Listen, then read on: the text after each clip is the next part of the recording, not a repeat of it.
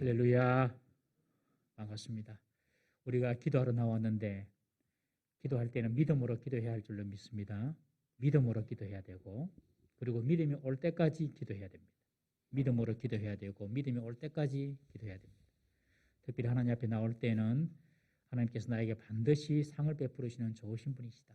이런 믿음을 가지고 우리가 주님 앞에 나와야 될 줄로 믿습니다. 믿음으로 기도하고 믿음이 올 때까지 기도하자. 한번 따라합시다. 믿음으로 기도하고 믿음이 올 때까지 기도하자. 특별히 우리가 금요 블레싱 밤으로 모여서 기도할 때에는 우리 5대 비전을 가지고 하나님의 나라와 의를 먼저 구하는 기도입니다.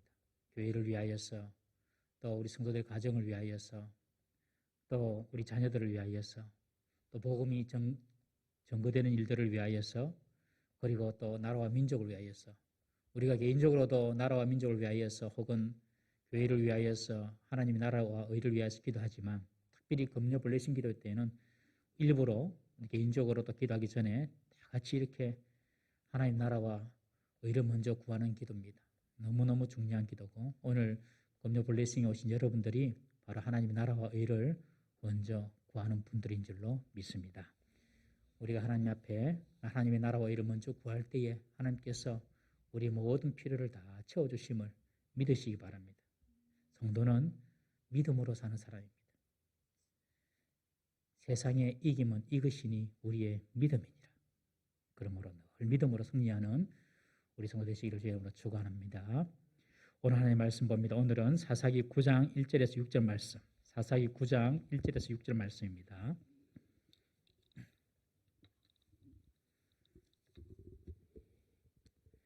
사사기 9장 1절에서 6절 말씀 우리 함께 다 같이 한번 읽겠습니다.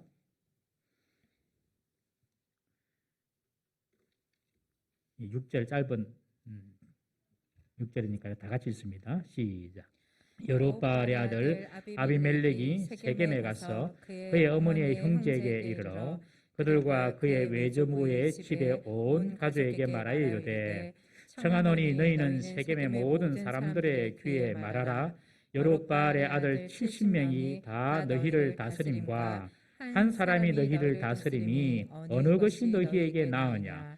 또 나는 너희와 골육임을 기억하라 하니 그의 어머니의 형제들이 그를 위하여 이 모든 말을 세겜의 모든 사람들의 귀에 말하며 그들의 마음이 아비멜렉에게로 기울어서 이르기를 그는 우리 형제라 하고 바알브릿 신전에서 은 70개를 내어 그에게 주매 아비멜렉이 그것으로 방탕하고 경박한 사람들을 사서 자기를 따르게 하고 오브라에 있는 그의 아버지의 집으로 가서 여룹바알의 아들 곧 자기 형제 70명을 한 바위 위에서 죽였으되 다만 여룹바알의 막내 아들 요담은 스스로 숨었으므로 남으니라.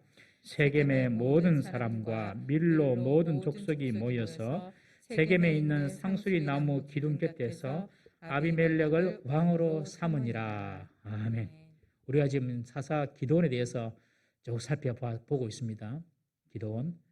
기도원이 지금 죽었습니다. 보통 사사 이야기할 때는 사사가 죽으면 그거로 끝나는데 기도원만큼은 기도원의 사후의 그 가정 문제까지 이렇게 다루고 있습니다. 오늘 다음 주까지 기도원이 죽고 난 이후에 그 가정 문제를 이렇게 다루고 있어요. 이것은 기도원이 그의 말년에 그가 행했던 그런 행적에 따라서 그의 가문이 어떻게 징계를 받는지를 우리가 보여주는 대목입니다. 결론적으로 말하면 기도원의 가문은 비극적으로 끝납니다. 아주 비극적으로. 아들만 낳았는데 70명의 아들을 낳았어요. 70명. 70명이 엄청나죠. 아들만 70명인데 그 70명이 막내 아들 요담만 남기고 깡그리 죽임을 당하면서 기도원의 가문은 끝이 납니다. 기도원의 살아생전의 행위에 대한 하나님의 심판인 것입니다. 여러분, 기도원은 위대하고 큰 용사였습니다. 그래서 이스라엘을 미디안에서 구원해냈습니다. 그렇지만 그는 대제사장들이 있고 대제사장들이 묻는 그 에봇을 만들어서 자신이 그것을 통해서 하나님의 뜻을 구하고자 대제사장 직분을 대신함으로 하나님의 질서와 하나님의 법을 깨뜨렸습니다. 그리고 그 후에 많은 아내와 첩을 두면서 형제 간의 갈등과 다툼의 원인을 제공하게 된 것입니다. 기드온 가문의 몰락은 기드온이 죽은 이후에 오늘부터 시작되는 이 아비멜렉 첩의 아들이죠. 첩의 아들 아비멜렉의 그 야망부터 시작이 되었습니다. 기드온이 죽고 더 잘 돼야 되는데 자녀들이 지금 기드온 이후로 그 자녀들이 완전히 가문이 그냥 폐가 한 겁니다. 완전히 가문이 닫았어요. 여러분 우리들에게는 이런 일이 절대로 없어야 될 줄로 믿습니다. 부모보다 더 잘 되는 자녀, 부모보다 더 하나님을 사랑하고 하나님을 믿는 우리 후손들, 그런 자녀가 돼야 돼요. 그래야지 그 자녀들이 복을 받는 것입니다. 여러분. 이 기드온의 아들 중에서 다른 아들은 특별히 이름이 거명된 것이 요담 말고는 없는데 이 아비멜렉이 자기가 왕이 되려고 한 것입니다. 여기서부터 문제가 시작된 것입니다. 이 아비멜렉이라는 말의 이름의 뜻이 우리가 지난주 살펴보았지만 내 아버지는 왕이시다. 아비멜렉이라는 말 뜻이 내 아버지는 왕이시다. 그러니까 이 내 아버지는 왕이시다. 이 아비멜렉을 부를 때마다 내 아버지는 왕이시다. 아비멜렉이 자기 이름이 내 아버지는 My father is a king이니까 내 아버지는 왕이시다니까 이 아버지가 왕이면 나도 당연히 왕 돼야지. 이런 생각을 어릴 때부터 안 가지고 자랐겠나 이런 생각이 듭니다. 계속 그렇게 불러주니까 왕이다, 왕이다 이렇게 말하니까 내가 왕이 돼야 되는 것 같다. 이렇게 그의 이름에서부터 아마 아비멜렉에게 야망이 생긴 것 같습니다. 우리가 사람을 불러주는 것이 참 중요합니다. 누군가 장미를 장미라고 불렀기 때문에 그 꽃은 그냥 장미가 된 것이겠죠. 누군가 코스모스라고 불렀기 때문에 그 꽃은 코스모스가 된 것입니다. 여러분 우리가 불러주는 대로 됩니다. 불러주는 대로. 그리고 우리가 보여주고 그리고 우리가 가르쳐주는 대로 우리의 자녀들, 또 다음 세대들이 그렇게 되는 줄 믿습니다. 집에서 키우는 애완견도 요새는 애완견이라고도 안 하더라고요. 반려견. 같이 살아간다 해서 반려견. 뭐 남 사람에게만 반려자 붙인 줄 알았는데 반려견. 이 반려견도 주인을 닮는다 그러잖아요. 성격을 닮는데요. 여러분들 우리 잘 아시는 김유신 있잖아요.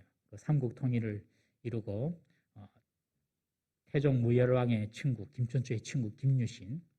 이 김유신이 젊을 때는 아주 좀 방탕했다고 합니다. 그런데 이 김유신의 어머니가 만명 부인인데 아주 혹독하게 자식을 교육했대요. 아주 엄하게 자녀를 그렇게 교육했대요. 이 김유신이가 이제 화랑에서 훈련을 다 마치고 나면 항상 그가 거치는 곳이 있는데 그곳이 바로 천관녀라는 기생이 있는 기생집이었습니다. 이 천관녀와 아주 이 김유신이가 친하게 지냈어요. 그러니까 항상 거기 가서 술을 마시고 돌아오는 거예요.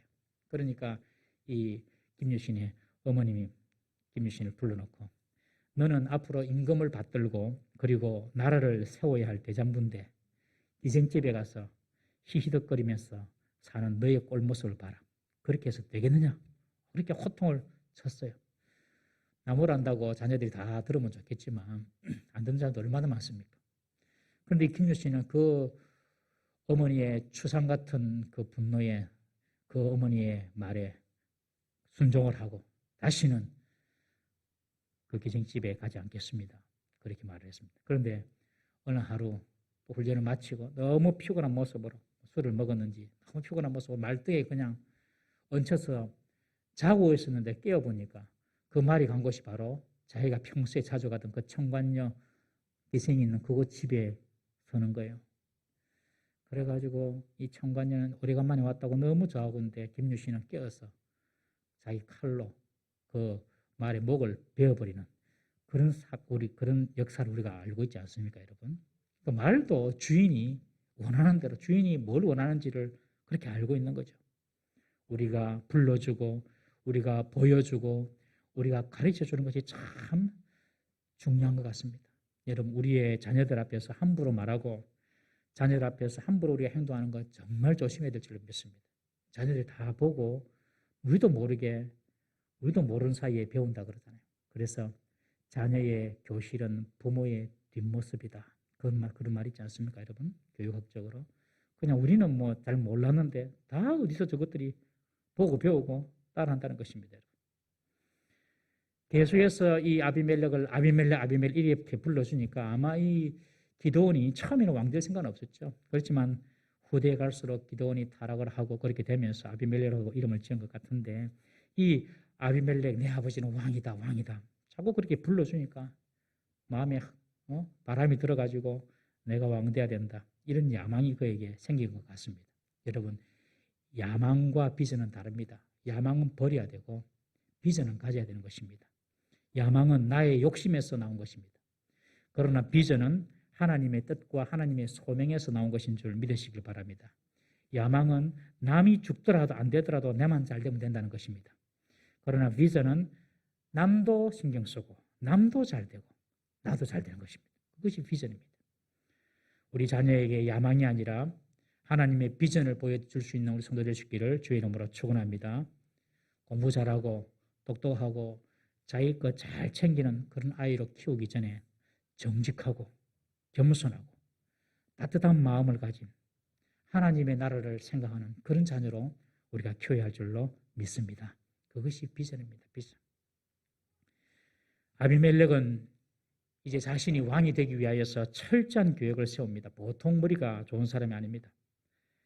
아비멜렉이 이렇게 기드온에 의해서 자기의 이름이 아비멜렉, 그러니 자기는 왕이 되려고 야망을 키웠는지도 모르겠지만 가만히 보면 이 아비멜렉은 그 신분 자체가 좀 문제가 있습니다. 계속해서 성경에 보면 첩의 자식 이런 말이 나오거든요. 이 아비멜렉이 첩의 자식이라는 것입니다. 여러분 첩의 자식 그리고 다른 정실 부인들의 자식 그 비교해 보면은 얼마나 열등감을 가졌겠습니까? 왜냐하면 첩의 자식은 자기 아버지의 분깃을 절대로 받을 수가 없습니다. 그러니 당연히 왕이 될 수도 없고요. 첩의 아들이 자신의 신분을 뛰어넘어서 아버지의 분깃을 다 받고 자기가 왕이 되려면 단 한 가지입니다. 다른 형제가 있으면 안 되는 것입니다.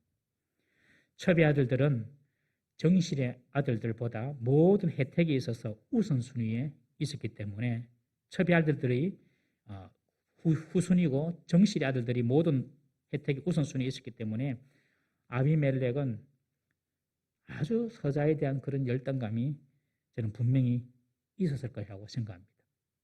열등감이 그를 왕에 대한 야망을 부추겼었지 않았을까 이런 생각도 저는 말씀을 준비하면서 봤습니다. 여러분 세상에 있었던 폭군이나 그리고 비열한 지도자들은 다 이런 열등감이 있습니다.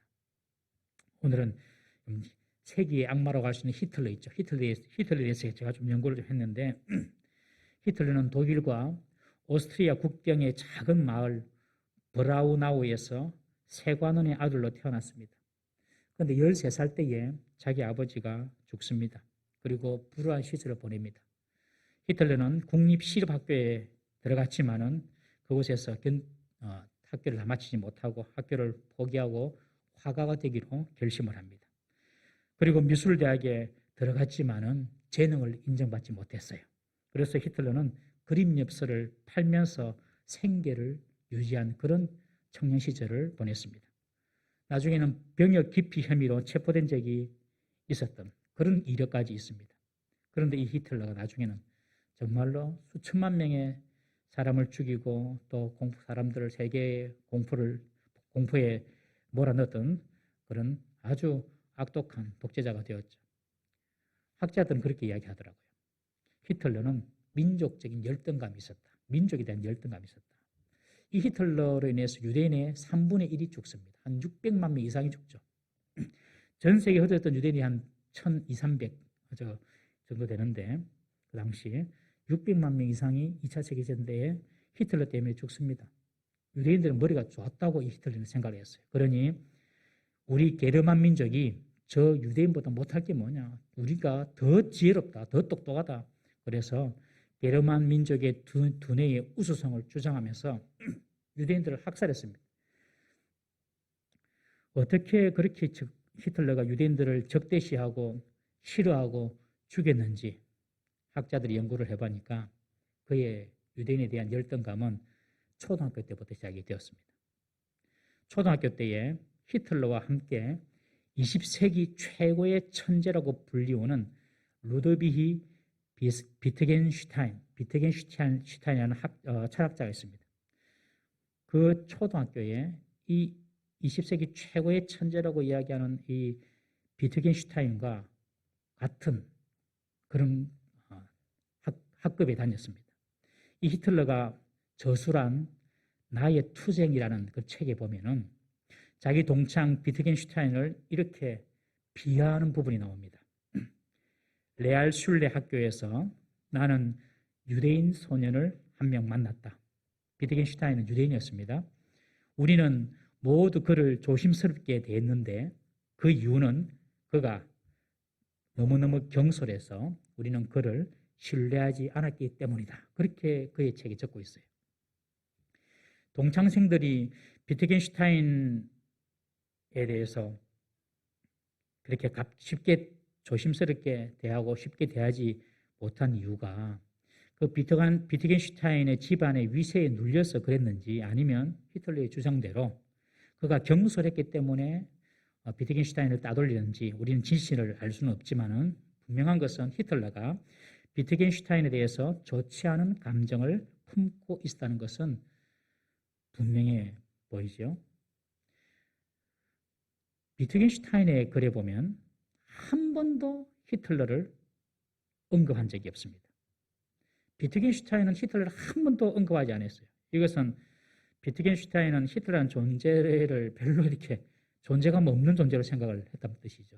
그런데 히틀러는 자기 책에 그냥 비트겐슈타인 어릴 때 그 사람 이야기하면서 그는 너무 경솔해서 우리는 그를 가까이 하지 않았다. 이렇게 이야기하는 거예요. 비하하는 것이죠. 여러분, 남을 비하하는 것은 그 사람에 대한 열등감이 있다는 뜻입니다. 자꾸 누구를 끌어내리고 누구에 대해서 안 좋은 점을 자꾸 이야기하고 자꾸 상대에 대해서 이렇게 그 사람의 부족한 부분을 자꾸 나타내고 그러면 그런 상대를 낮춤으로 인해서 자신을 더 우월한 존재로 보이려고 하는 그런 어떤 정신적인 문제가 있는 것입니다. 그래서 오히려 칭찬을 잘해주고 상대의 장점을 이렇게 부각시켜주는 그런 사람은 건강한 사람이고 상대의 단점을 자꾸 이야기하는 사람은 자기 속에 열등감이 있기 때문에 자꾸 그렇게 상대를 끌어 낮추는 것입니다. 그러니까 우리들이 자꾸 어떤 사람의 상대에 대해서 부정적이고 단점만 자꾸 드러내면 저 사람 속에 어떤 열등감이 있구나 그렇게 생각하시면 정말로 틀림이 없는 것입니다. 당시 이 비트겐슈타인의 가문은 미국의 카네기나 로스차일드 가문과 어깨를 나란히 할 정도로 유명한 세계적인 철강 재벌이었습니다. 이 비트겐슈타인 아버지가 철강 재벌이었어요. 유대인 가문이긴 했지만 비트겐슈타인의 집안의 부와 권세는 대단했습니다. 비트겐슈타인의 집안의 재력은 당시 오스트리아의 빈 하면 이제 음악의 도시거든요. 그 빈 예술계 전체를 먹여 살리다시피 할 정도였답니다. 비트겐슈타인의 집안에 후원이 없었다면 빈의 예술은 존재하기 힘들었다. 학자는 그렇게 이야기합니다. 우리가 익히 잘 아는 음악가 브람스, 슈만, 그리고 구스타프 말러, 발터, 쉔베르크 이런 사람들이 다 비트겐슈타인 그 집에서 머물면서 거기서 후원도 받고 거기서 그냥 음식도 먹고 그런 거예요.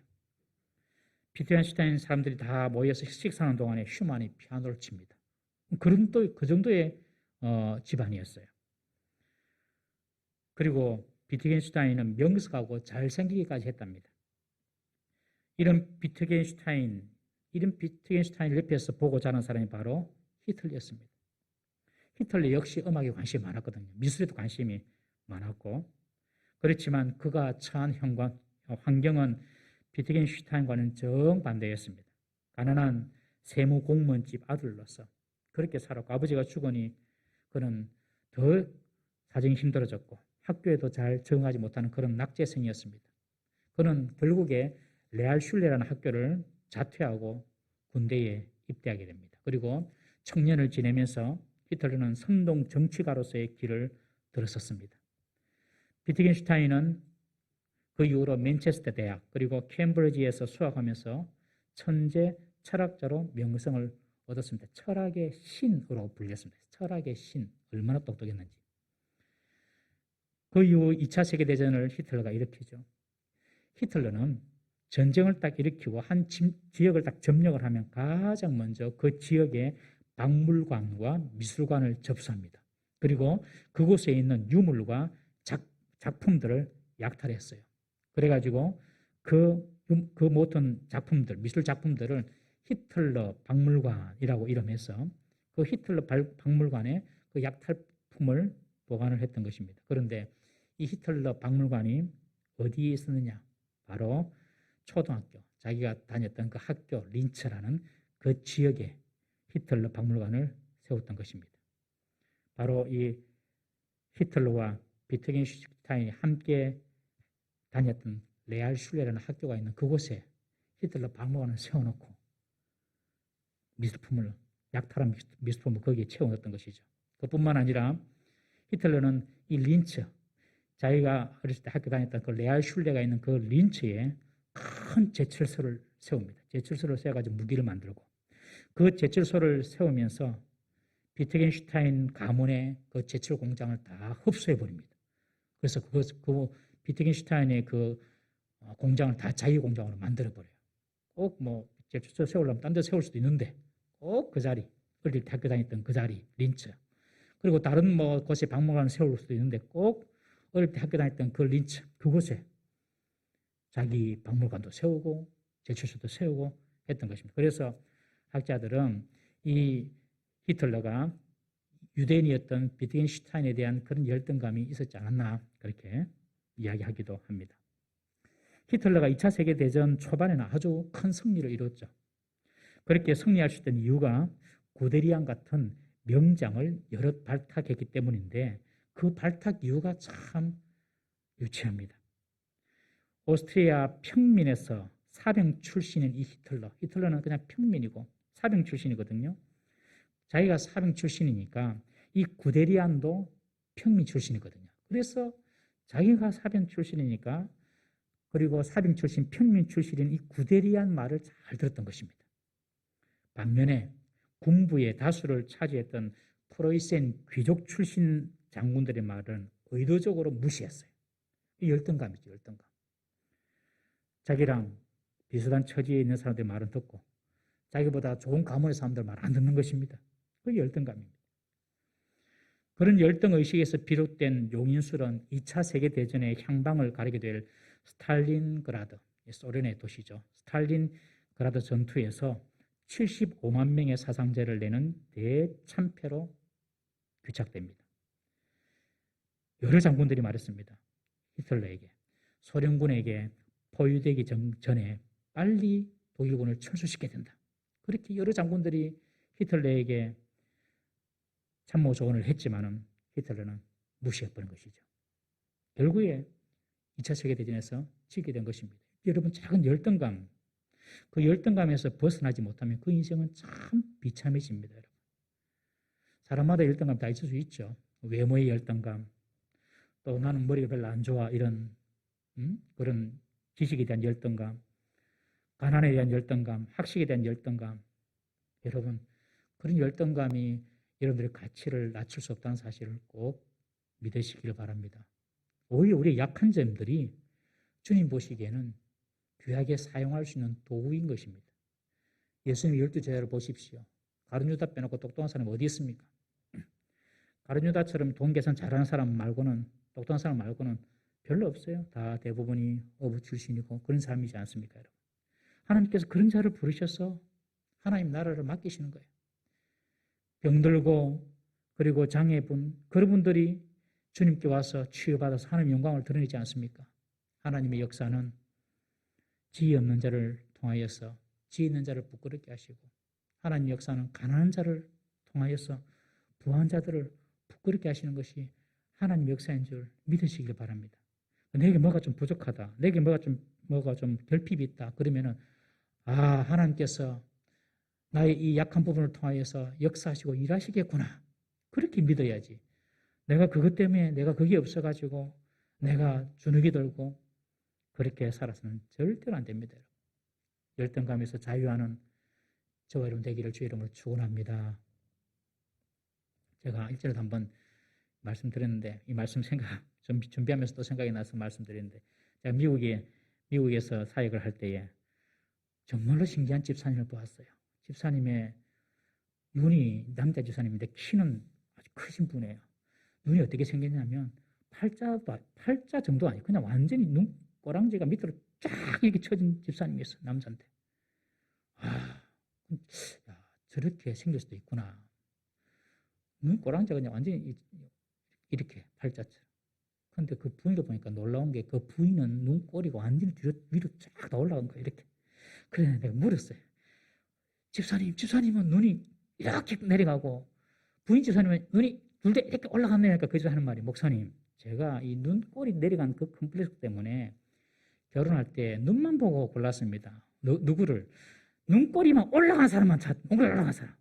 눈꼬리가 올라간 사람만 찾았습니다. 그렇게 이야기하더라고요. 그러니까 진짜 눈꼬리가 올라간 사람하고 결혼했어요.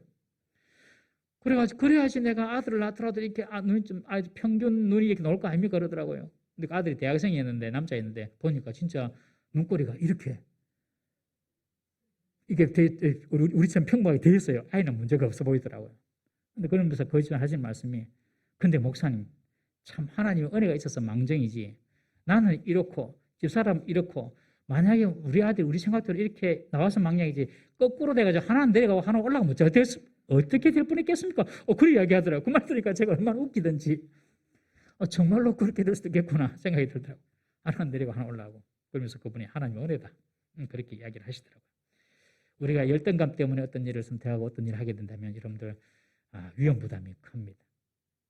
내게 약한 부분이 있으면은 하나님께서 그것을 통하여 일하실 것이다. 여러분 그렇게 믿는 것이 성도의 자세인 줄 믿으시기 바랍니다. 하나님은 우리가 약점을 가지고 있더라도 그 약점을 초월해서 역사하실 수 있는 분이 하나님이세요. 이 사실을 꼭 믿으세요. 내가 이런 약점이 있지만 하나님이 이 약점을 초월하여서 일하신다. 우리가 흔히 생각하기에 내 약점 때문에 뭐가 안 됐다 생각하면 그 잘못된 생각이에요. 하나님이 다른 계획이 있는 거예요. 여러분 다른 뜻이 있는 것이고 그것이 믿음으로 사는 사람의 자세인 줄 기억하시기 바랍니다. 오늘 금요 블레싱 말씀 듣는 우리 성도님들 그리고 집에서 말씀 듣는 성도님들 어떠한 종류의 열등감에서도 자유하시기를 주의 이름으로 축원합니다. 귀신 마귀는요 열등감을 타고 들어옵니다. 열등감이 많은 사람들한테 귀신 마귀가 찾아옵니다. 우울감도 주고요 좌절감도 주고요 합니다. 꼭 기억하십시오. 열등감이 많으면요 귀신 마귀가 항상 붙어 있어요. 여러분 세상이 창조되고 난 이후에 마귀의 첫 유혹이 무엇입니까? 여러분 첫 유혹이 하와에게 와서 네가 하나님이 금하신 그 선과 악을 알게 하는 열매 그 열매 먹으면 네 하나님처럼 눈이 밝아져. 너 하나님처럼 된다니까. 그 이야기 듣기 전에는 몰랐는데 그럼 내가 지금 하나님보다 못하네? 나도 하나님처럼 좀 되고 싶네. 이런 마음을 주는 거예요. 열등감을 유발시킨 거예요. 열등감. 세계적인 부흥사 빌리 그레이엄 목사님의 책을 제가 대학교 때 부산에서 읽은 적이 있는데 그 책을 읽다가 제가 깜짝 놀란 것이 하나 있어요. 이분이 막 부흥회를 하면서 수만 명이 주님께 돌아오고 막 그러면서 막 잘 나갈 때입니다. 그때 빌리 그레이엄 목사님이 한번 크게 하나님 앞에서 회개했답니다. 어떤 회개했는가 보니까요.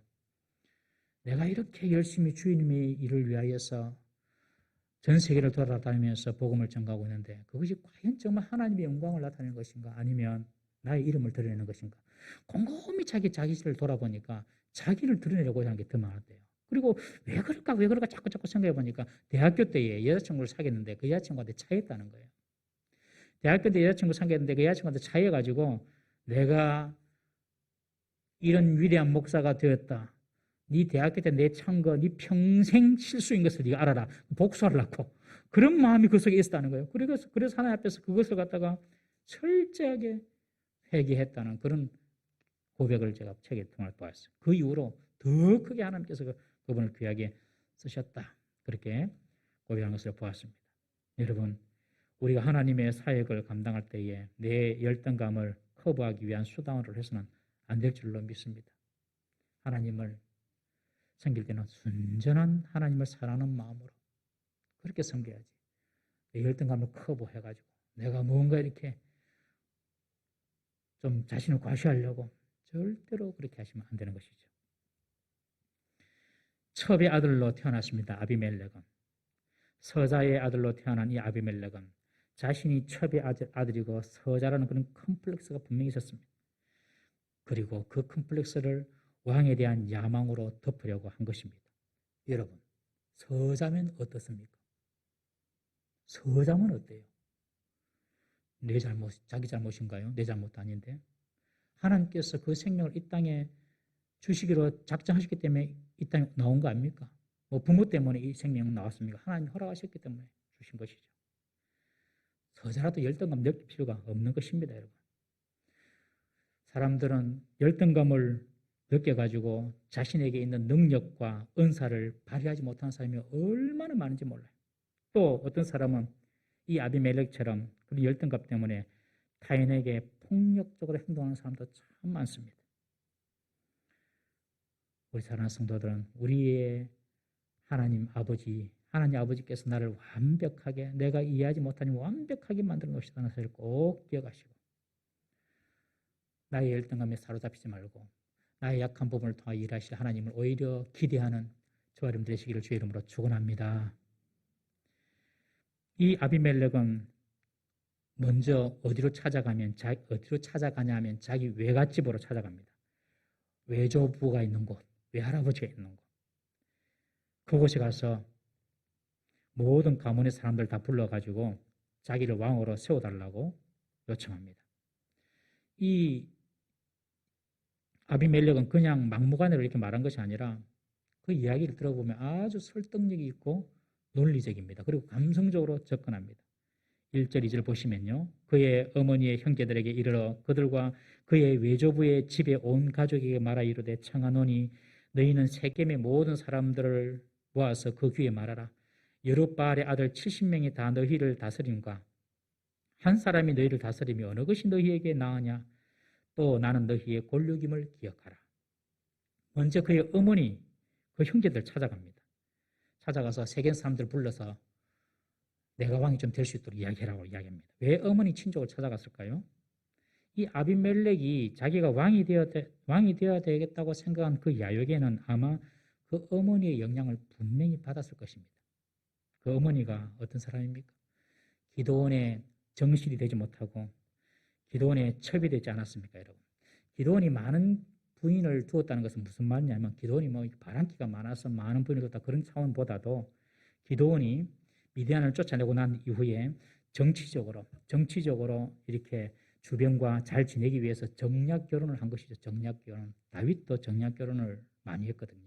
이 기드온이 정략 결혼한 것입니다. 결혼으로 이렇게 이제 관계를 맺어놓으면 서로 침공할 일이 없거든요. 그런데 어떤 나라는 힘이 있는 부족은 정실 부인이 되는 거고, 그리고 힘이 없는 뭐 그런 부족들은 그냥 첩이 되는 것이죠. 그러니까 이 아비멜렉의 이 어머니는 기드온의 부인이 아니라 첩이니까 거기에 대한 열등감도 분명히 있었을 것입니다. 그러니 아비멜렉, 네가 왕이 돼야 돼.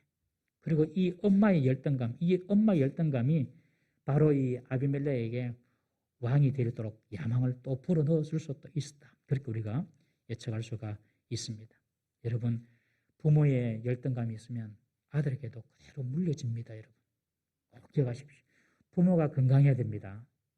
우리 자녀들을 우리가 잘 키우는 방법은 단 것이 없어요. 내가 행복하면 돼요. 내가 건강하면 되고, 부모가 행복하고 부모가 건강하면 자식들도 행복하고 자식들도 건강해집니다.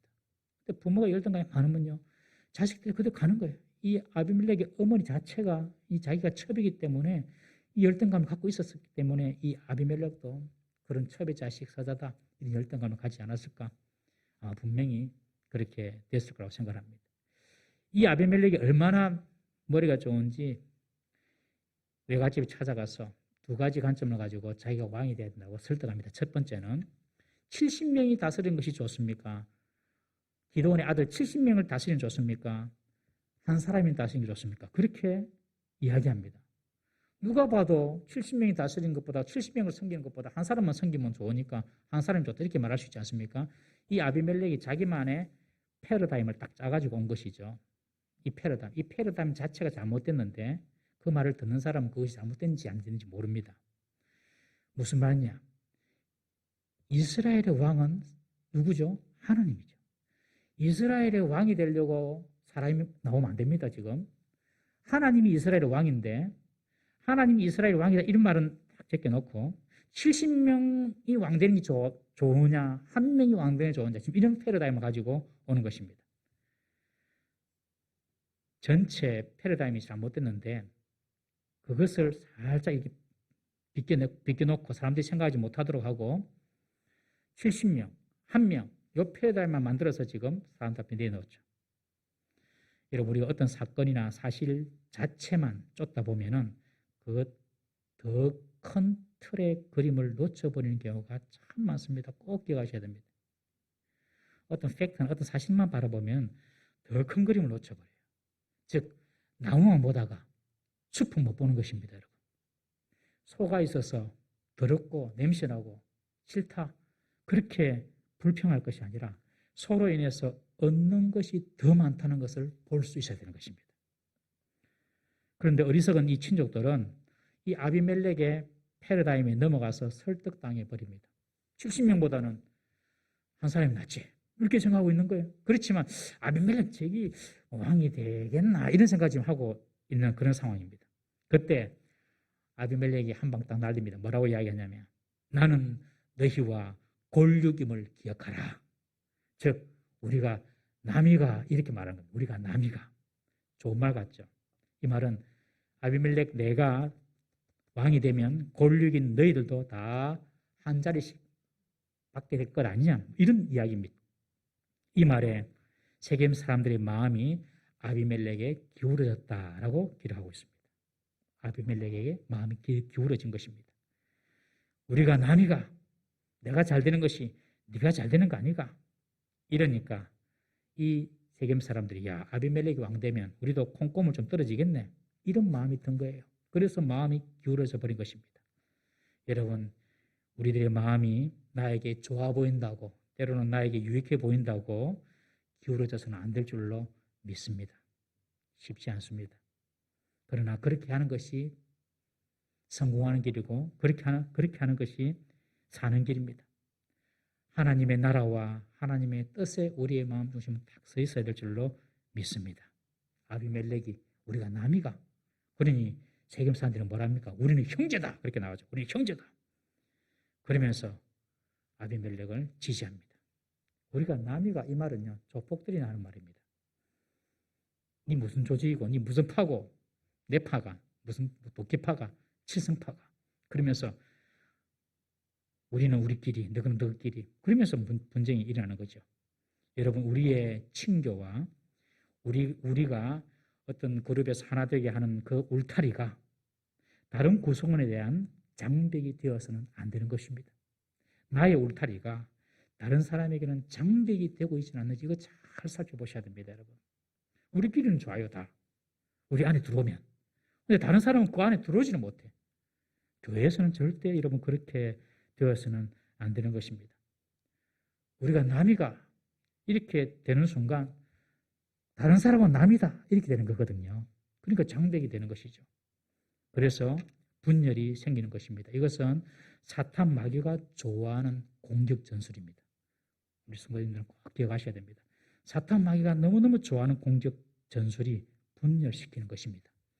여러분 아무리 굳센 바위 덩어리도 어떻게 쪼갭니까? 요새는 막 기계로 쪼개지만 제만 어렸을 때 해도 책상에 가보면은 이 돌을 깨요. 어떻게 깨냐면 큰 바위에 작은 구멍을 딱 하나 냅니다. 거기에 정을 받고 쇠망치로 그냥 내칩니다. 그러면 아무리 강한 바위라도 쩍 갈라져요. 작은 구멍에다가 정을 받고 때리치면은 그냥 바위도 갈라지는 거예요. 여러분 이런 마귀의 수법이 세상에 비일비재합니다. 여러분 인간관계에서도 그렇고 정치에서도 그렇고 다 우리 편 만들어 놓고 우리가 남이가 해놓고 다른 사람은 다 이렇게 배타적으로 만듭니다. 그래서 정치에서도 이기려고 합니다. 정치에서는 51%만 내표 만들면 돼요. 그렇죠. 그러면 다 되는 거예요. 대통령도 될 수 있고 다 할 수 있는 거예요. 여러분, 이 세상에서 하는 방법이에요. 세상에서 내표 만들어가지고 상대를 도외시키는 것. 여러분, 마귀가 성도를 책동하여서 끼리끼리를 형성하게 하고 교회 내 분열을 조장하게 하는 것, 절대로 이런 일이 일어나지 않도록 늘 깨어서 지키시는 우리 성도 되기를 주의 이름으로 축원합니다. 우리 하나님은 하나 되게 하시는 분이십니다. 우리 하나님은. 우리는 주님의 교회가 주께서 하나 되게 하신 것을 힘써 지켜야 하는 사명이 있는 성도임을 믿으시기를 바랍니다. 여러분, 교회가 하나 되면 부흥과 축복은 반드시 따라오게 되어 있습니다. 교회의 부흥은 사람이 하는 것이 아닙니다. 그냥 되게 되어 있습니다. 조금만 만들어 놓으면 그것이 하나 되는 것입니다. 분쟁이 일어나고 분열이 일어나고 전부 다 이게 끼리끼리 되어 있고 절대로 교회 부흥 없습니다, 여러분. 그 모든 나의 울타리, 내가 볼 때는 울타리지만 나의 볼 때는 장벽이 될 수 있는 것은 다 꺾어, 다 부숴내리고 누구든지 날락할 수 있는 그런 공동체가 건강한 공동체임을 믿으시기를 바랍니다. 이 아비멜렉이 마귀 전법으로 지금 이야기하는 거예요. 세겜 사람들한테. 우리가 남이가 내가 왕 되면 너희들도 한자리 하게 될 거야. 이 말을 듣고 세겜 사람들은 아비멜렉을 왕으로 삼기로 결정합니다. 그리고 바알 신전에서 은 70을 가져와 가지고 아비멜렉에게 줍니다. 아비멜렉은 그것을 가지고 용병을 모집합니다. 실제로 이를 치룰 행동대원을 모집한 것입니다. 여기 보니까 방탕하고 경박한 사람들을 고용했다. 그렇게 기록하고 있습니다. 방탕하고 경박한 사람들. 이 사람들이 어떤 사람입니까? 한마디로 이야기하면 불량배들, 깡패들입니다. 깡패들을 고용해가지고 자기 아버지 집으로 가서 자신의 형제 70명을 한 바위 위에서 다 죽입니다. 바알의 신전에서 돈을 가져왔다는 것은 아비멜렉의 자금줄이 바로 이 바알 우상이라는 것입니다. 그러니 우상의 영향을 받지 않을 수가 없죠. 이 아비멜렉은 우상을 섬겼던 사람입니다. 그리고 경박하고 방탕한 사람을 고용했다는 것은 깡패를 고용했다는 것인데 그런 사람들과 어울려 지냈다는 것입니다. 여러분, 내가 어떤 사람인가를 알고 싶으면 내가 지금 어떻게 돈을 벌고 있고 내 주위에 어떤 사람이 있는가를 보면 됩니다. 돈은 어떻게 쓰는가도 중요하지만 어떻게 버는가도 중요합니다. 우리 속담에 개처럼 벌고 정성처럼 써라. 잘못된 말씀입니다. 그것은 천민 자본주의적인 생각입니다. 하나님의 법을 어기면서까지 번 돈은 옳은 돈이 아니죠. 아비멜렉은 바알 신전의 돈을 사용했습니다. 그것은 잘못된 것입니다. 그리고 자기가 왕이 되기 위해서 깡패들을 동원하여서 폭력을 행사합니다. 왕자들을 죽이는 일 자체가 정당한 일이 아니죠. 그러니 정당한 사람을 쓸 수가 없는 것이죠. 그러니 이런 방탕하고 경박한 깡패 같은 사람을 불러가지고 그 일을 시키는 것입니다. 사랑하는 성도 여러분, 여러분들 돈도 많이 버시기 바랍니다. 돈을 많이 벌되 바른 방법으로 버시기를 주의 이름으로 부탁을 드립니다. 그리고 여러분의 주위에 좋은 사람들이 모일 수 있기를 주의 이름으로 축원합니다. 좋은 사람들이 내 옆에 우리 교회에 모일 수 있도록 꼭 기도하셔야 됩니다. 70명의 왕자 중에서 막내 요담 빼놓고 다 죽었습니다. 요담만 살아남았습니다. 기드온의 집안은 완전히 패망하고 말았던 것입니다. 다시 자기 보기에 좋을 대로 행하는 사사시대의 모습이 시작이 되는 것입니다. 이런 비극의 시작이 바로 기드온의 노년 때의 죄 때문이었습니다. 온전히 하나님께 영광을 돌리지 못하고 금을 거두어서 에봇을 만들어 자기 집에 두고 자기가 제사장이 되어서 하나님의 뜻을 구하고 하나님의 질서와 법을 무시해 버렸기 때문입니다. 하나님을 무시하니 하나님도 무시합니다.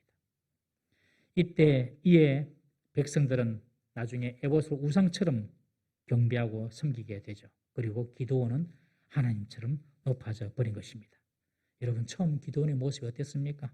소심하고 의심이 많고 앞에 나서기를 주저하고 두려워했던 그런 사람 아닙니까? 그런데 그에게 힘이 주어지고 능력이 주어지고 영광이 주어지니까 자신이 나만 하나님의 대리인이 될 수 있어. 다른 모든 제사장들, 레위인들 다 썩어 빠졌어. 내가 제사장 역할을 할 거야. 그래가지고 에봇을 만들고 자기가 하나님과 이스라엘 사이에 대리인이 되려고 했던 그 교만. 처음에는 순수했지만은 잘못된 그의 마음 때문에 결국에 그는 왕처럼 높아졌고 그 자녀들 사이에는 비극이 일어나게 되고 그 기도원의 가문은 끝나버리고 만 것입니다. 제가 기도원을 이렇게 살피면서 에베소 교회가 생각이 나더라고요. 우리 에베소 교회 요한계시록 2장 2절에서 5절까지 함께 한번 읽어보겠습니다. 요한계시록 2장 2절 5절 시작. 내가 내 행위와 수고와 내 인내를 알고 또 악한 자들을 용납하지 아니한 것과 자칭 사도라 하되 아닌 자들을 시험하여 그의 거짓된 것을 내가 드러낸 것과 또 내가 참고 내 이름을 위하여 견디고 게으르지 아니한 것을 아노라. 그러나 너를 책망할 것이 있나니 너의 처음 사랑을 버렸느니라. 그러므로 어디서 떨어졌는지를 생각하고 회개하여 처음 행위를 가지라. 만일 그리하지 아니하고 회개하지 아니하면 내가 내게 가서 내 촛대를 그 자리에서 옮기리라. 네가 어려움이 있어도 잘 참고 내 이름을 위하여서 견디고 내 이름을 위하여서 게으르지 않게 일한 거 너무 잘했다. 그러나 네가 그 처음 사랑을 다 버려버렸다. 그러니 그 사랑이 어디에서 떨어졌는지 돌이켜서 생각해보고 처음 마음을 가져라. 에베소 교회에게 주는 교훈입니다. 사랑하는 성도 여러분, 우리의 처음 사랑은 어떻습니까? 여러분? 우리의 처음 사랑, 주님을 대했던 나의 마음, 여러분들 얼마나 순전했습니까? 그리고 순수했지 않습니까? 진실했고. 그런데 지금도 그 순전함과 진실함이 있습니까, 여러분? 옛날에는 작은 거짓에도 벌벌 떨고 기도원처럼 조심하고 나약할 정도로 소심했는데 어느 순간 격려도 참 생기고 힘도 생기고 권력도 주어지니 내 힘을 믿고 하나님처럼 내가 되어가고 있지는 않는지 늘 우리 자신을 돌아봐야 할 줄로 믿습니다. 우리의 신앙과 삶이 어디에서부터 왜곡되었는지 자신을 잘 살펴야 됩니다.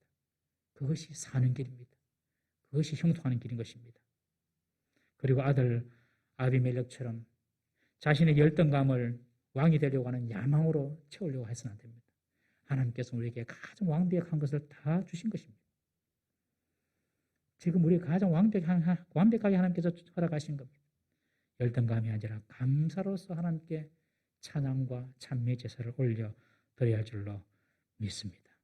오늘 말씀을 통하여서 우리 기도원의 관점에서 아비멜렉의 관점에서 우리의 신앙을 한번 돌아보십시다. 정말로 지금 내가 예수 믿은 지가 몇십 년 되었는데 내가 처음 믿을 때에 그 순수한 마음이 여전히 남아있는지 혹은 나의 어떤 열등감, 나의 부족한 부분을 그걸 커버하기 위해서 다른 목적을 가지고 일을 하고 있는지 아닌지 우리 자신을 늘 살펴보고 하나님 앞에서 순전하고 진실한 성도로 설 수 있기를 주의 이름으로 축원합니다.